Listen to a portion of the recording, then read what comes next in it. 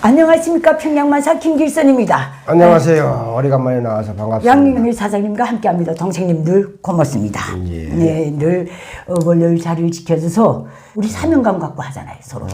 늘 감사합니다. 그러면 오늘 우리 질문에 대한 답변부터 하자고 고대경 선생님 질문하셨거든.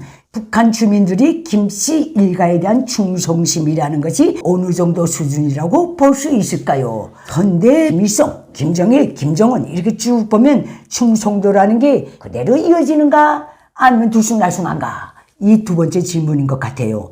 그러면 우리가 첫째 질문. 내 개인적으로는 내가 북한에서 기자 생활을 하고 평양시에서 주로 살았는데 우리 출판사 말하자면 노동자들까지 다 합해서 300명인데 기자는 한 150명 되거든. 그렇게 17년 동안 기자 생활에서도 저 사람은 진짜 충성분자다, 뼛속까지 충성분자다 하고 딱히 찝을 사람이 없거든. 근데 북한에서 기자 되게 되면 북한에서 그 임명을 해야 되잖아. 아, 당중앙 면에서 임명하지. 이거 다 말하자면 많이 배운 사람들 아니야. 그러니까 뭐 사고 능력이 일반인들보다는 그래도 뛰어난다고 봐야지. 한자라도 또 봤으니까.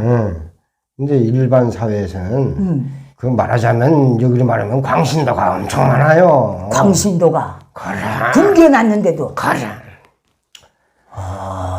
이 김일성에 대한 일반 백성들의 충성심은 어느 정도냐면 그 94년도 당시 김일성이 죽었을 때 지방에는 배급이 다 반년 이상 못 주고 13차 끝나고 나서는 지방에도 몇 달씩 밀리기 시작했단 말이야. 그래서 뭐 미처 못 주니까 막 밭에서 이사 깡내리로 막 그 배급 주고 그랬어. 김일성이 죽었을 때도 신뢰를 든다면 죽었을 때도 그때 배급이 몇 달씩 밀려갖고 집안에 가면 배고표만 쌓인 거예요. 근데 뭐 일반 주민들이 먹을 거예요. 날 데가 없지. 식량 자체를 국가가 독점해버렸는데. 근데도 지방에서는 김일성이 죽었을 때 그 제사상을 다 차렸단 말이야. 기간이 없어 별로. 거기 가서 그저 밤낮 울고 불고 뭐 주림대를 움켜잡고 울겠구만. 아무라치고 뭐 말하고 뭐 광신도가 그런 광신 여기 아마 그런 광신도는 없어. 아무리 사이비 종교라도. 그런 게 뭐 억수로만 우리 그 청사공장 정원이 8,600명인데 그 회관이 여기 국장보다 커. 그 좌석이 1,200석이요. 그 평북도적으로 제일 큰 회관이요. 그게 문화회관이라고. 근데 거기다가 그 김일성이 그 제사상을 만들어 놨거든.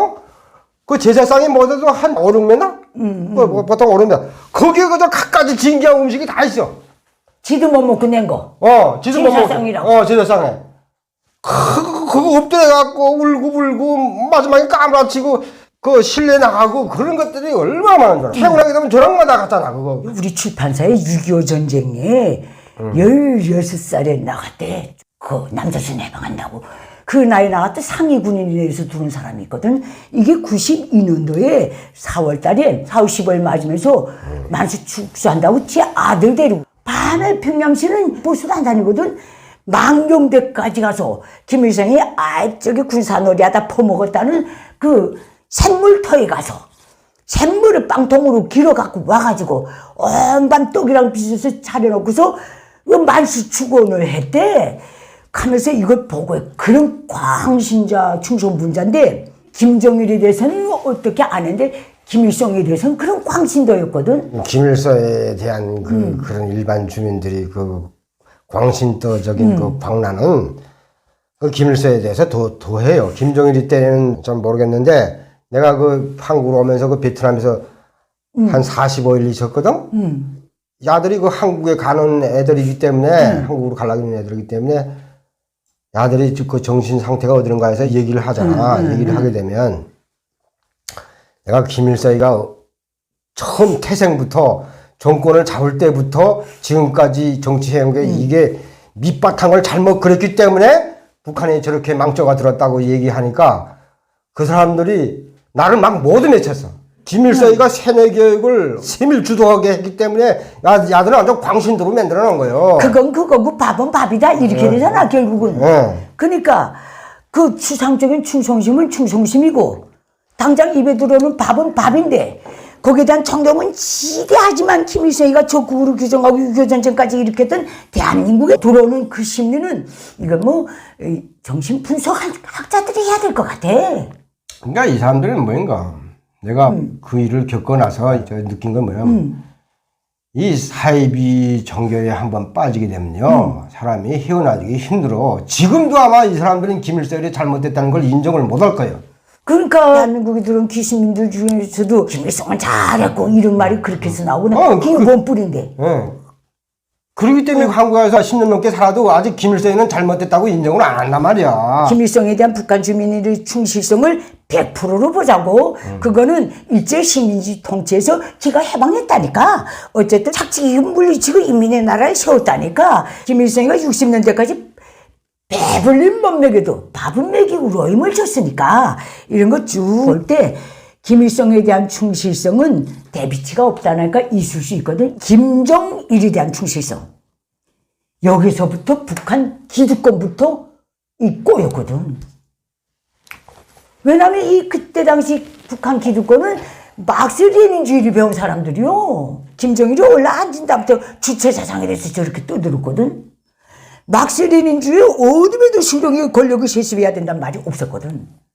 무슨 말이야. 그러니까 그때부터 위에서는 그 관성으로 가지만은 다 김일성에 대해서는 요까지는 안 해도 권력 세습에 대한 찜찜함은 다 있었거든. 그거는 기자님이 거기서 엘리트들에서 살았으니까 그래도 뭘 아는 사람들 아니야. 그러니까 그런 생각을 가지고 있었지만은 일반 주민 사회는요. 네, 모르지. 한마디로 말해서 내가 길게 설명 안 해야 돼. 광신도야. 이가 지금 내일 아침에 끓일 거였는데 김일성의 제사상 앞에 뭐 상마당에 가서 사과도 사다가 바치고 새끼들 안 주면서 자기 새끼를 굶는데 세뇌를 진짜 주도 세밀하게 잘 해놨기 때문에 자기 부모도 모르고 자기 새끼도 모르는 거예요. 그렇게 됐지. 근데 내가 김정일이 되진 다음에 탈북에서 유견 북한 그땐 군이었대. 김정일이 죽을 때 하늘이 무너지는 줄 알았대. 자기네는. 똑같을 거야 아마. 그때나 김정일이 때나. 근데 지금은 하도 그 밀수가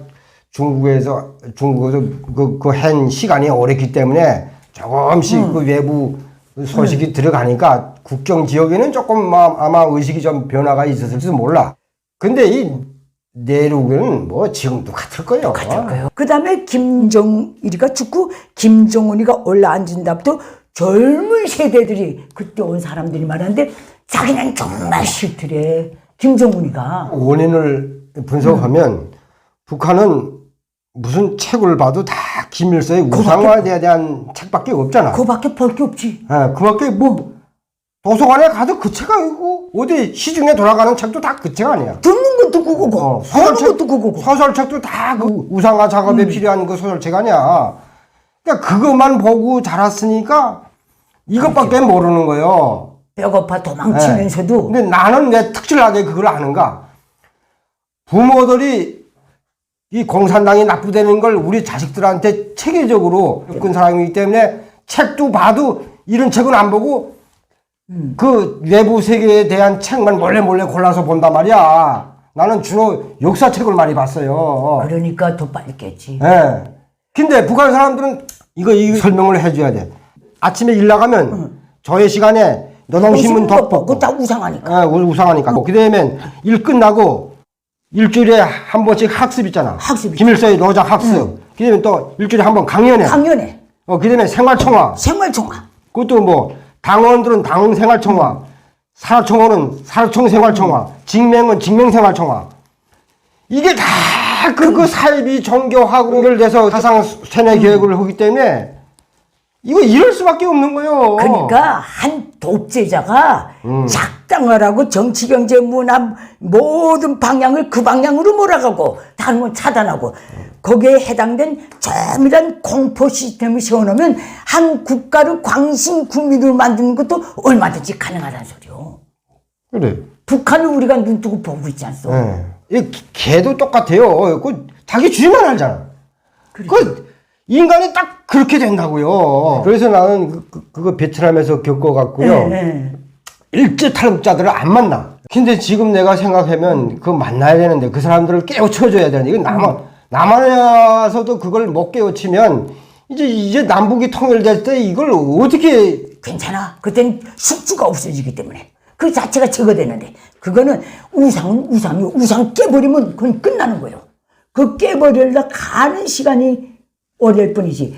동상을 왜 자꾸 권력 행사에서 가장 직관적으로 공포와 숭배를 동시에 주는 게 동상이래.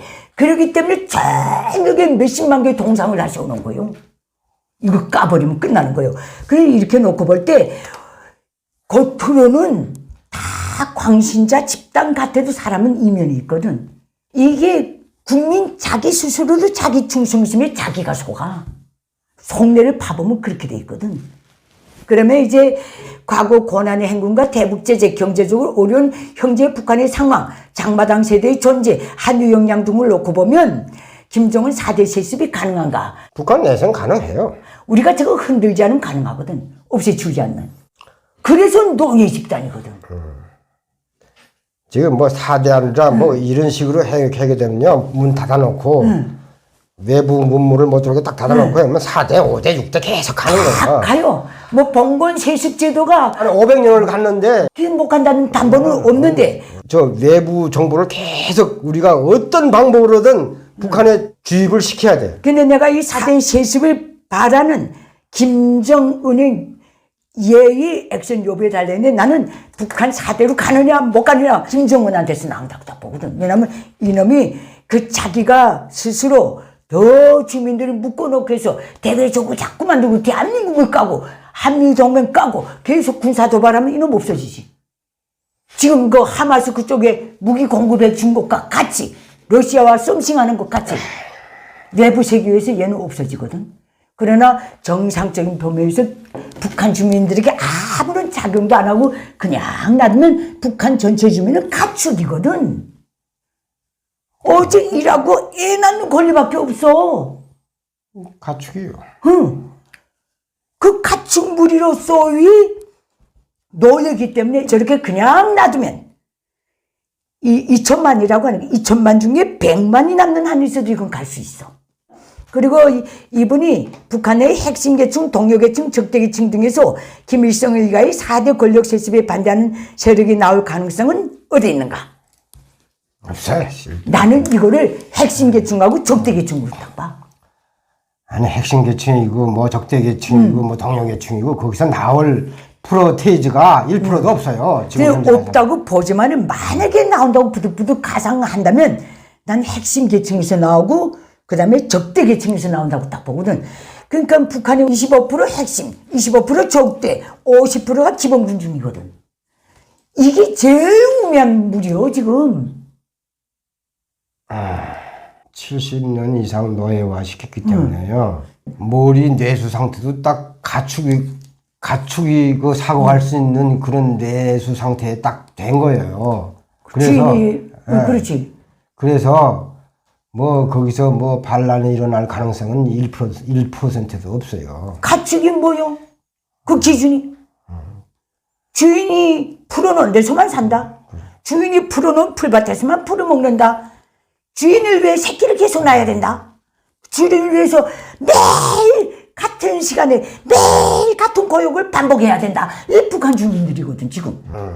너무나 그 가난하게 만들었기 때문에 사람들이 저항할 능력이 빼앗아버렸단 말이야. 너무 가난하게 만들어놨기 때문에. 그래도 저는 부득부득 고르라면 핵심 계층에서 나오고 적대 계층에서 나온다. 핵심 계층에서 뭐 나온다는 거 이게 탈출밖에 없어요.